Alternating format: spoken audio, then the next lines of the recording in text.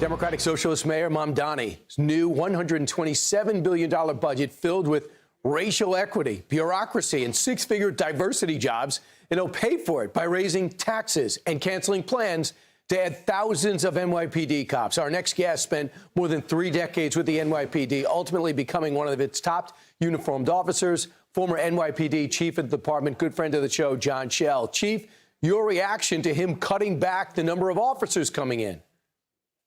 Absolutely not surprised. His whole team is not a big fan of the NYPD. I truly don't think he knows anything about public safety. And now you're going to cut back 5,000.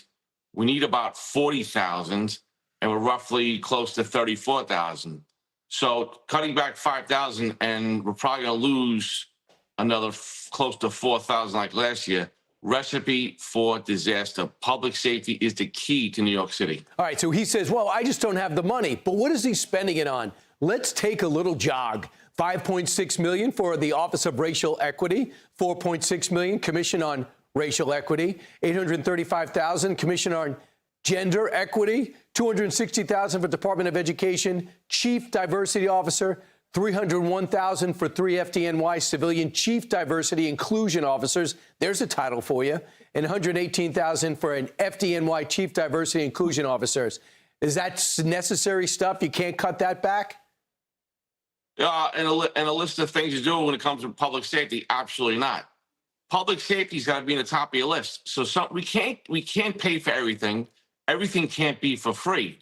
But what you need is cops out in the street. Tell me how all these programs are going to help when you're getting robbed in the middle of the street. Yeah, and how that works. Yeah, you tell me. Believe me, he's about to find out, sadly. Mamdani's progressive agenda includes new budgets items like $750,000 for Art and Cultural Fund, $800,000 for anti-ageism, $437 million for child care vouchers, LGBTQ emergency for $2 million. It goes on. And you pointed out his climate change budget. What's he spending on that? Something like a climate management office for climate justice, millions of dollars tied to that. And let me tell you something else, Brian. So you're telling me, let me get this straight. I live in Staten Island, New York. You're about to raise my taxes 10% because you're trying to pigeonhole the governor into giving you money, which he already gave you child care money and I think $1.5 billion bailout. So you're going to raise my taxes 10%, and you're going to reduce my public safety for my city. That's very appetizing for me to stay in New York City, isn't it? It's very appetizing, great for our friends and family and people like you who go to work in New York City. Terrible recipe. Yeah, that's why most cops retire in Florida and now Texas. And you're going to be forced to do the same thing. And you'll take your pension there where it's not taxed. So they're basically telling you to go and everybody else to go. No, but there's no surprise. We spoke about this in November, December. We talked about his homeless policy, which is faulted terribly. We've talked about his DSA people to fund the police, which is already happening.